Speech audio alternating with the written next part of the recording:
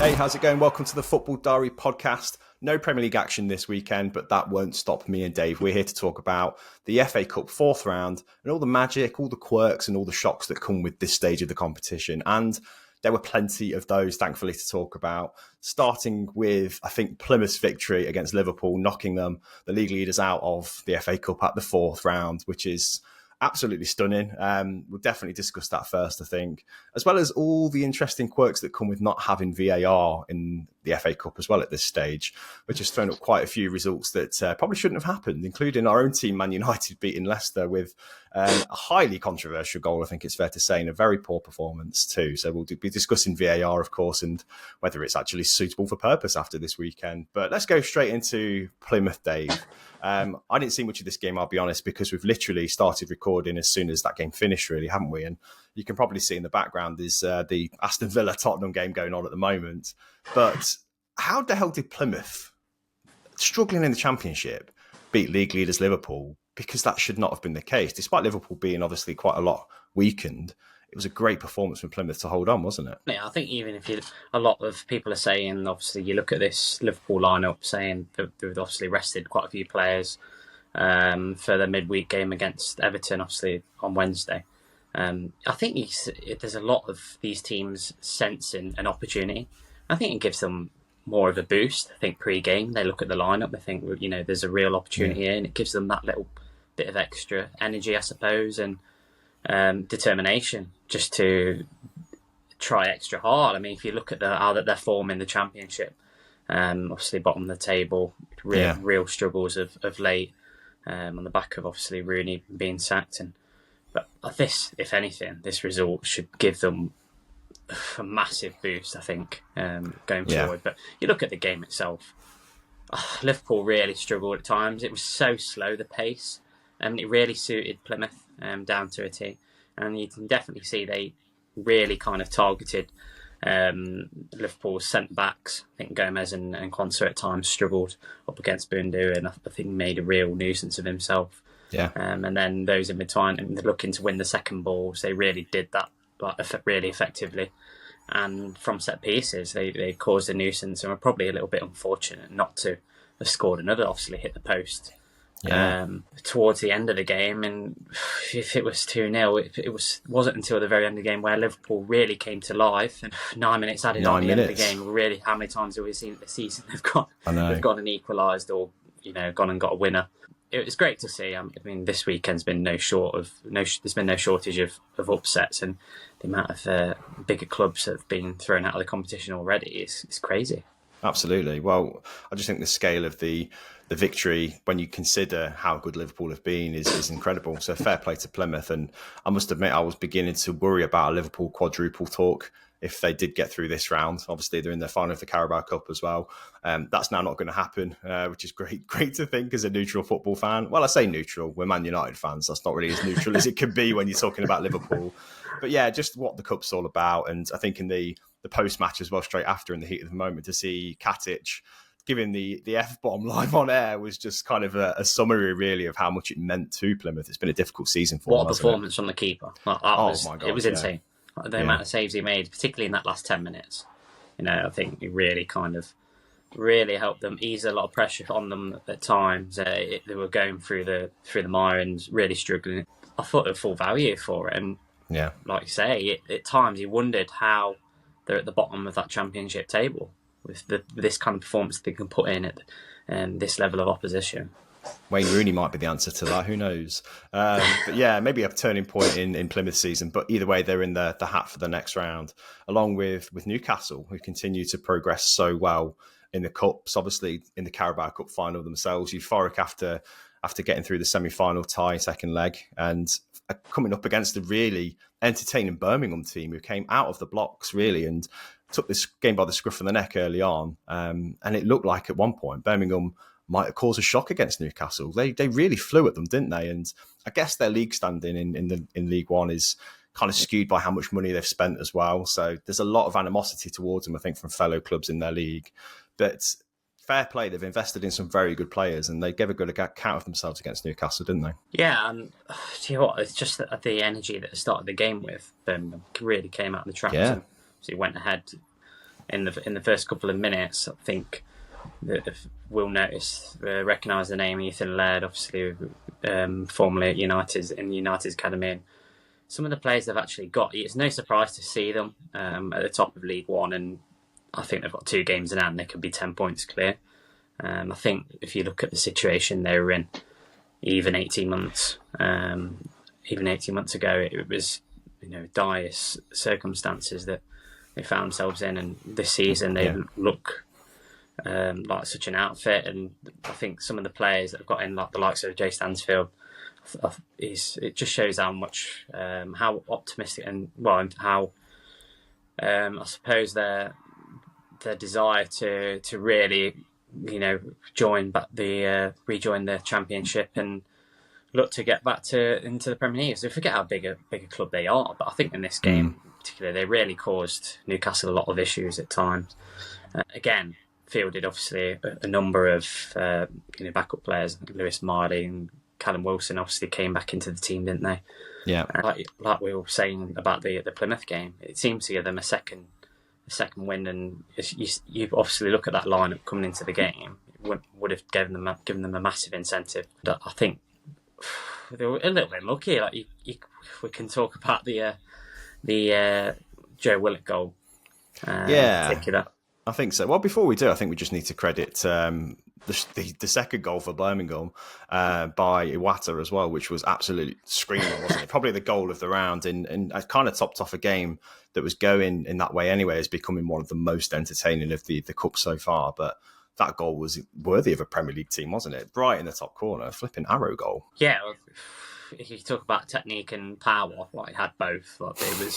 He couldn't have caught it any sweeter. And the goal of the round, I'm not too sure about that because we'll talk about one obviously in a few minutes that happened at Leyton Orient. But I think, I do. You feel for them because you know these are the kind of narratives that we like to see, and obviously we've had so many so far.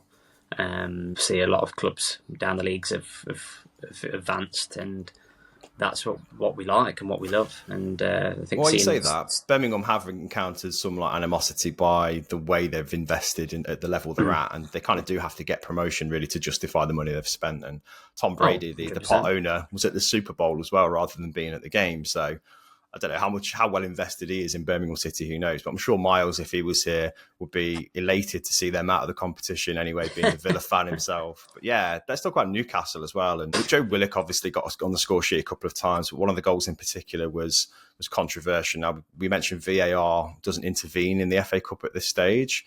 If it had done, would this have counted? That's the question. We don't know. Obviously, no goal line technology, so I can't say whether it would or wouldn't. What you can say is that the linesman had a certain level of certainty, had no doubt that it crossed the line. Yeah. I mean, he must have some of the best eyesight. I mean, I can't call it still. Looking at it, I would say on the balance of what I could see from every camera angle, it didn't cross the line fully. And that's the kind of measure that you've got to have. And I guess not having goal line technology, the naked eye, even from several camera angles, can't see it. So what the linesman can see cannot be conclusive. So yeah, that's harsh. I agree. What it does highlight is, obviously, without the technology, these sort of circumstances in games, obviously offside decisions as well. It's absolutely crucial to have this technology to make these decisions, which are, borderline or very obvious, because there's still officials getting straightforward decisions wrong, you would say. Yeah. Obviously, you look at the technology we used at Qatar World Cup, the semi-automated offside. I think it should be used. It's obvious to me. That should be the case. And obviously, goal line technology is an absolute must as well. As a bare minimum, yeah. We're struggling to find a balance. Like you can see, even with VAR, in making some of these decisions, when it's clear that officials should intercept, it's because of the clear and obvious grey area. Yeah, that they're not intercepting where they should be or shouldn't be, and it's just it creates a lot of confusion, I think, for fans. Yeah, I think one moment that doesn't need reviewing at all is Harry Maguire's headed winner against Leicester City as Man United beat Leicester 2-1. I mean, we'll take any victory we can at the minute, won't we? And advancing in the cup competitions, especially as holders, is really important to United as a bare minimum, really, because the league is gone. But to win it this way, I think the game itself, Dave, was poor from both sides, really, really poor. But to win it this way with 4 Man United players being offside and Maguire being one of them who scored the winner, it's a bit of a kick in the teeth for Ruud van Nistelrooy and Leicester, but also it was a flat game for United anyway, and it didn't feel any better. Maybe slightly euphoric that we're through, but still felt a bit like we'd robbed them, didn't it? Yeah, I think for the majority of the game, around 60, 65 minutes, Leicester were thoroughly the better team. And you couldn't tell which team was the one that was being threatened by relegation, which had very sort of damning outlook on the situation, I think. Yeah, definitely. But I think you've got to give them a lot of credit. I think the amount of confidence I think they showed in passing the ball around the park, I think they retained possession really well and created some attacking situations at times. I think that's the only thing I can say about this Leicester team is they don't create enough of out of their possession that they have, True. which they don't struggle with. I don't think they create enough situations, enough threatening situations where they can score goals and create opportunities. That's somewhere that we've highlighted all season that they've struggled with. It was the case in this game, and obviously if you put yourself in that situation and you get to around 60, 65 minutes against a team that they do have a number of players with a bit of individual quality and can show a bit of brilliance, which was the case. You saw when Xerxes came on and Garnacho, it really changed the game, and it put Leicester on the back foot.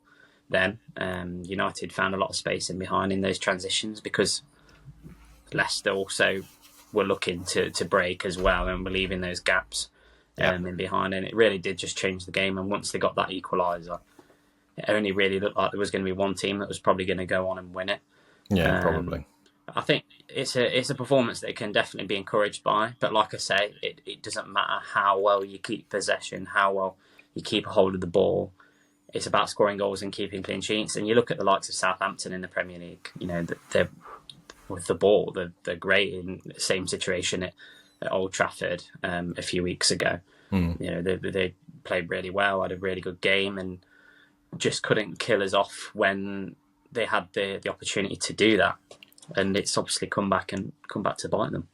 Yeah, United, I think, have got shortcomings at the back, but I think clearly at the minute we're just struggling to score goals as well. And there's been games, obviously, where he hasn't started either Højlund or Xerxes lately, and he's just played Mainu as this false 9, which is one of these strange experiments. But I guess he's got to experiment to a degree, but it doesn't feel great, I don't think, if you're Josh Xerxes or Rasmus Højlund to see that happen.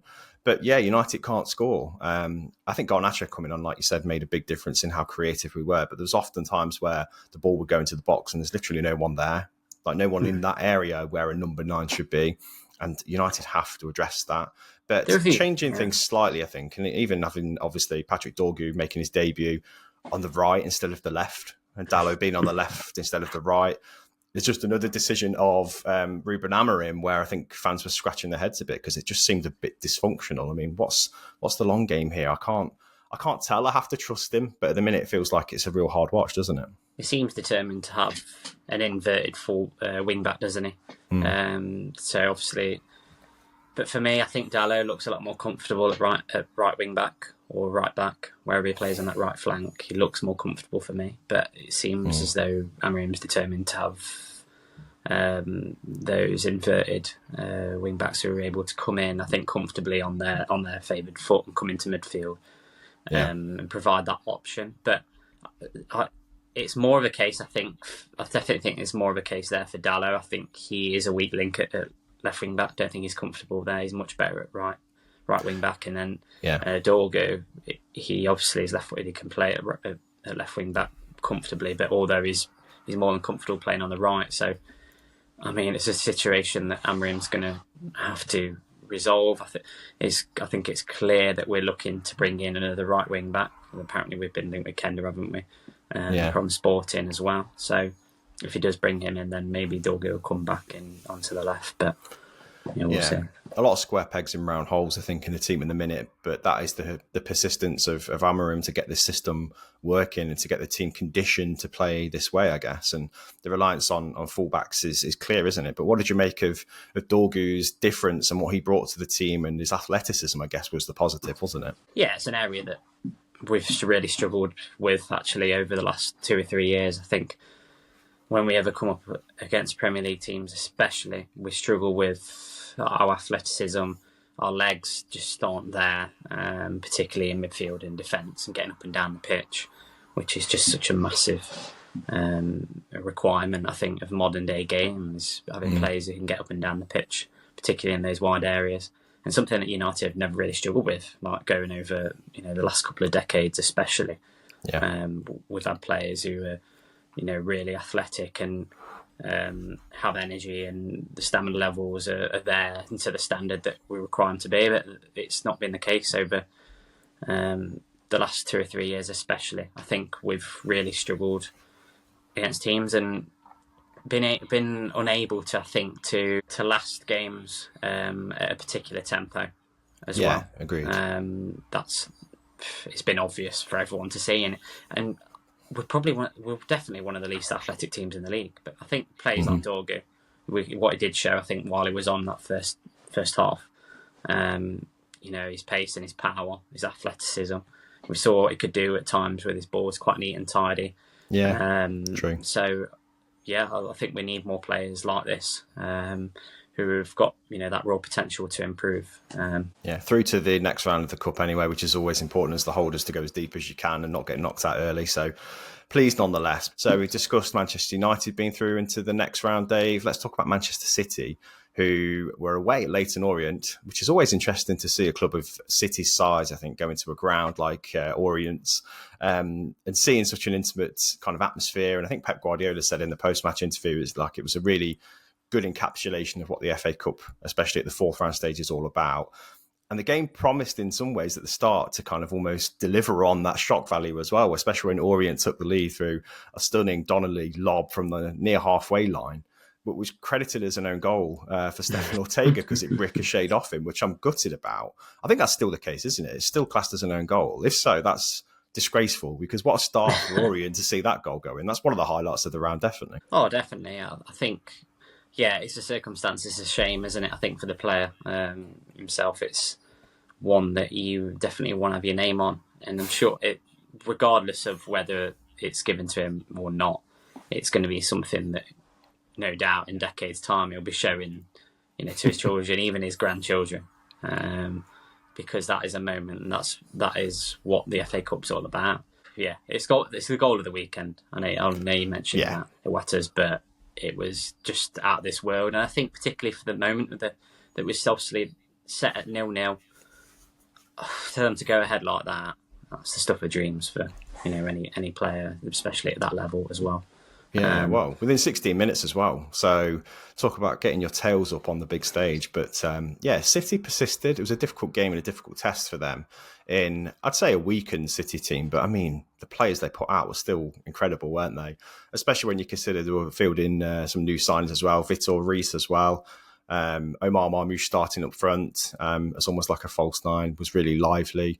But the big one for me was Gonzalez in the middle. I didn't expect him to feature, and he went off after sort of 22 minutes. So I have to sort of question the wisdom there from Pep Guardiola to play a player that clearly wasn't like fully fit in such a, not an unimportant game, but a game where he could have been put aside and rested and somebody else could have played instead. What's that all about? Yeah, we questioned it the other week with obviously the Chelsea game, didn't we? With Kusano.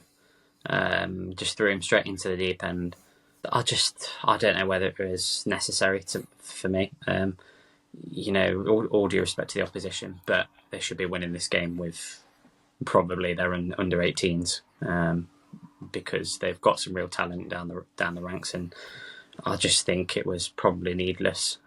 You can definitely question it. I just think for him to pick up, if it was obviously that injury, and obviously depending on the severity, it's a little bit careless for me. Probably a little bit naive. I agree. Well, the signings look good anyway, I think, on the whole. And obviously we didn't see much of Gonzalez, but Kusanov, I think, will be happier with this game than his debut, that's for sure, won't he? With his goal to almost redeem himself a little bit. But the winner was scored by Kevin De Bruyne as well, who I have to say, although he's lost a lot in the last year or so, especially, and injuries taken that away from him, age, it catches up with everybody eventually. But the touch for his finish was superb. And I know you questioned the goalkeeper's positioning a little bit, but that was just an example, I think, of what De Bruyne can still do. Incredible skill. Yeah, great finish. Injuries, like we say, I think they've ultimately taken their toll on him over the years. I've had these little niggles, hasn't he, where he's been out for a few weeks to 2 or 3 months at a time, and it's definitely caught up with him as well as age. It was a great finish. Like I said, like I was saying earlier, I think potentially if the goalkeeper doesn't come out there, I don't think he takes the shot on. I think it's such an acute angle that he probably just tries to cross it or pull it back into the box. But the goalkeeper obviously gives him that decision to make, and it finishes it off delightfully. Manchester City obviously through now to round 5 as well. An interesting encounter to talk through next, which was Southampton 0, Burnley 1, where when you look at the football pyramid, there's only a couple of places between them. And obviously Burnley recently relegated from the Premier League by playing a way of football that was considered under Vincent Kompany as a bit suicidal at Premier League level. But Scott Parker's in charge, and in the Championship, they've got the meanest defence in the league and one of the meanest defences across Europe, I think. And they just don't concede many goals. So combined with Southampton's lack of firepower as well, this was probably always going to be quite a close and a very low-scoring encounter, and that proved to be the case. What I didn't expect, though, was to see Marcus Edwards of Sporting on loan at Burnley in the Championship, popping up and scoring the winner on his debut in the FA Cup 4th round. I mean, in the post-match interview, he himself almost couldn't believe that he was there in the FA Cup and in England even after, spending a bit of time over in Portugal.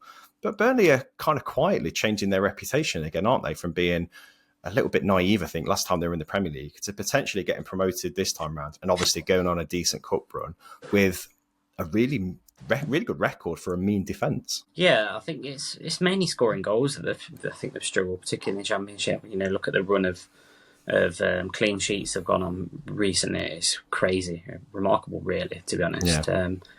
And obviously they've made a few additions there. You mentioned Marcus Edwards. I think that's an insane signing, to be honest. He's got some great quality about him.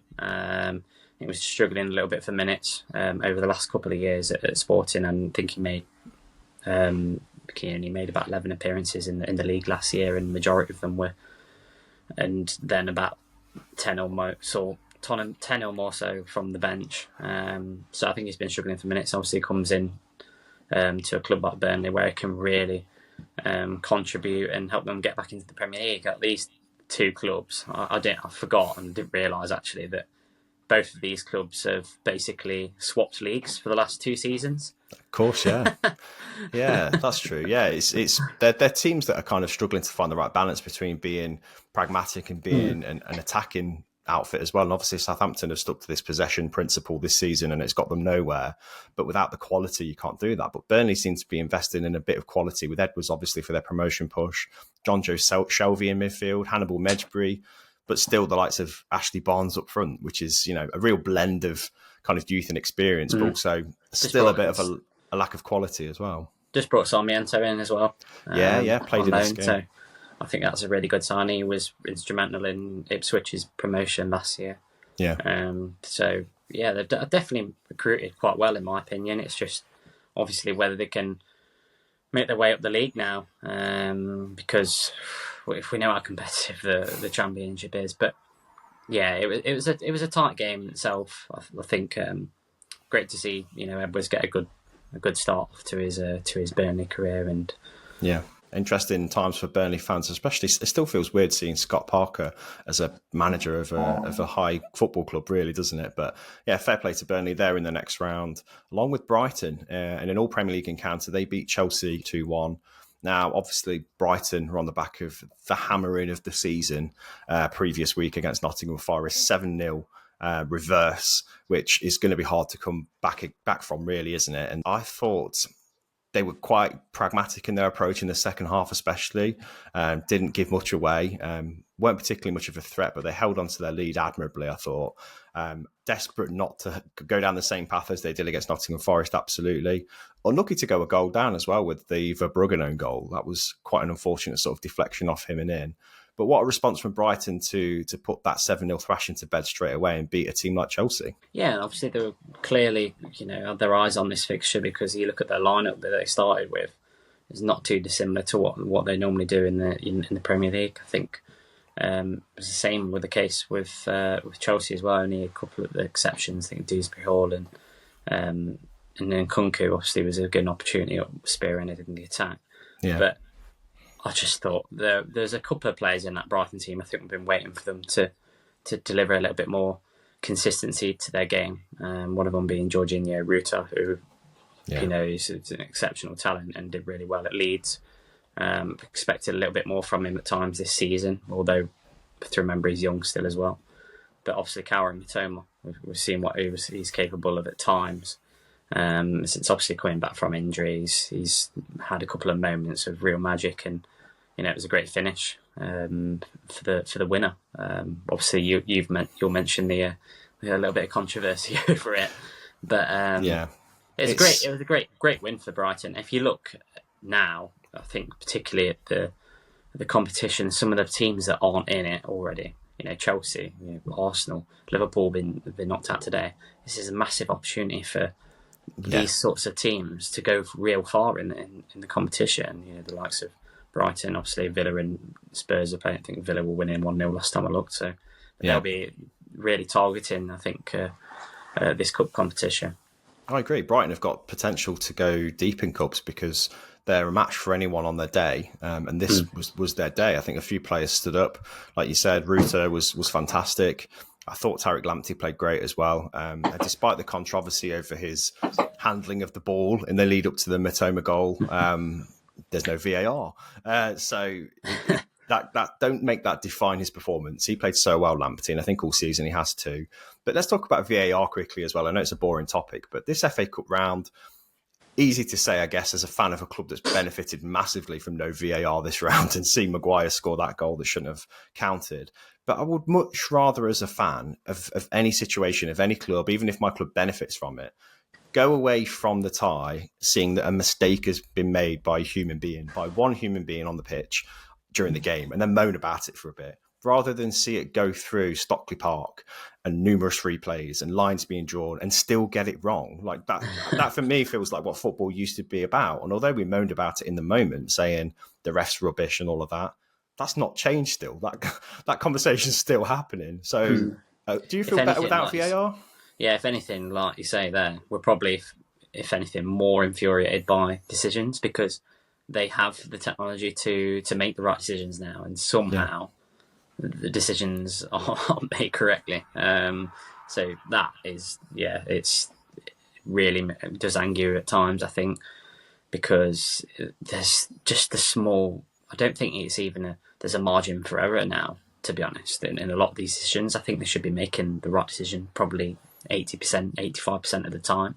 I can understand some of them are borderline, and you can look at certain decisions, particularly moments where you say this player was potentially fouled, or you might say that's soft, or it's 50-50. At the end of the day, it could be hit, it could be given or not.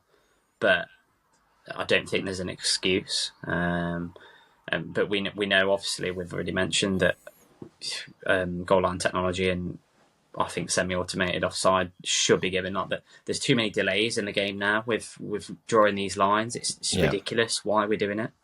Yeah, absolutely. I think flow of the game is important too. I think the fact that you can't celebrate a goal now until so many checks have been done, for me, is the big kind of decision killer for me, that VAR is worthy, because the passion for the game seems to have been sucked out for goal scoring celebrations. You have to wait to celebrate, and the moment's kind of lost. So that alone is enough for me to go, this is enough. But having seen the FA Cup this weekend go by just fine without VAR, and we'll have our moans, but we'll forget about it in the next round.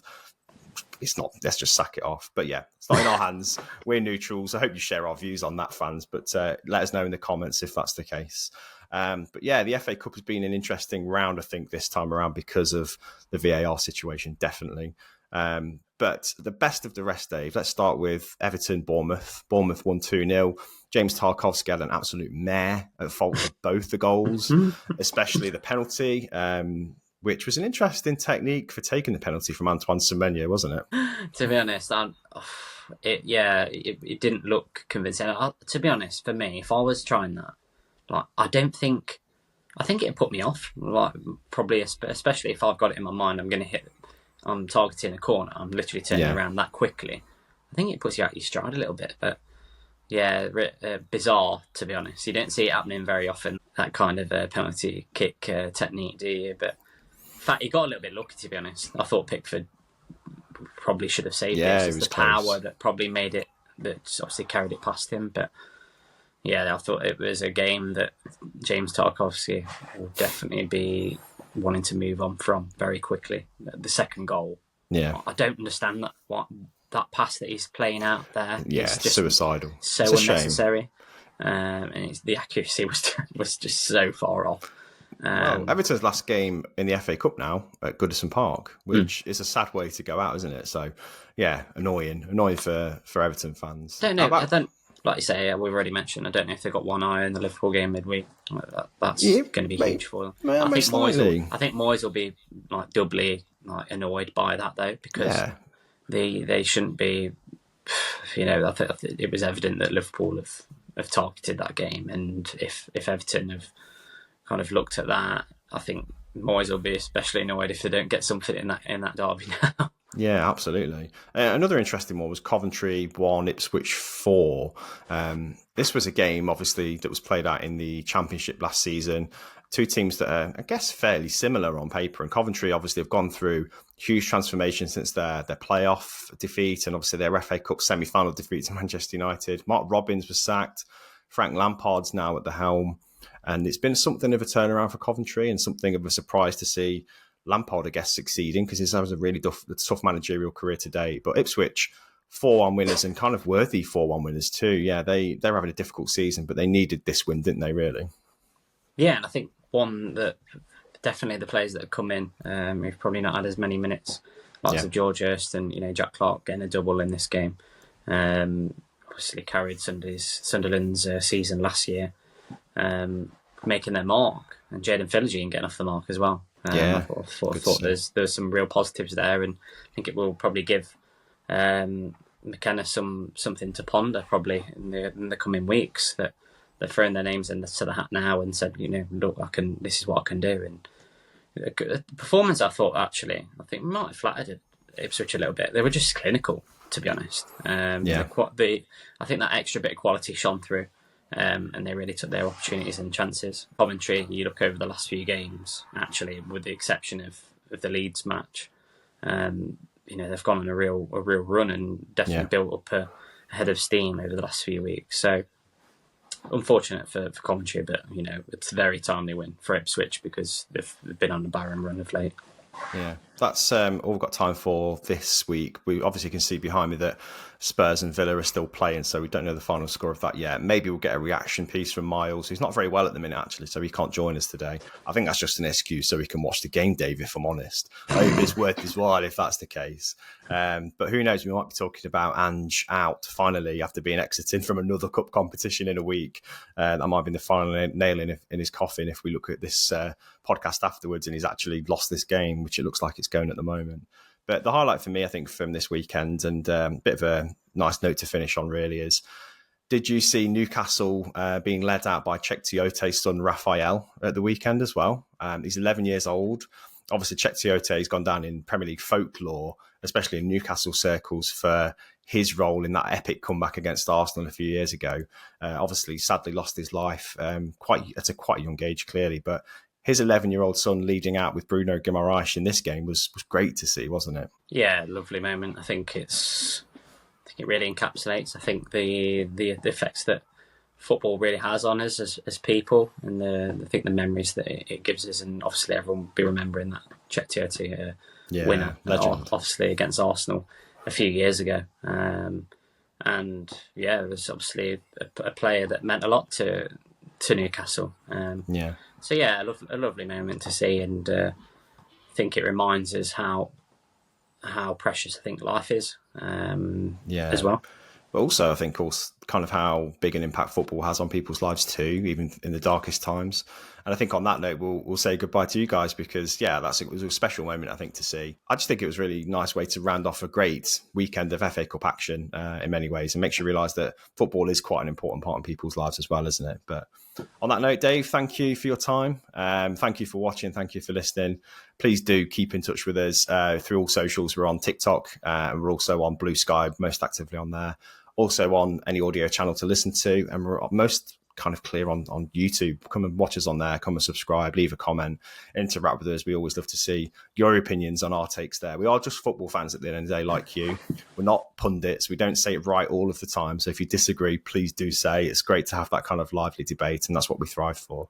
But until next week, Dave, have a good one. See you soon, mate. Pleasure, mate. See you later.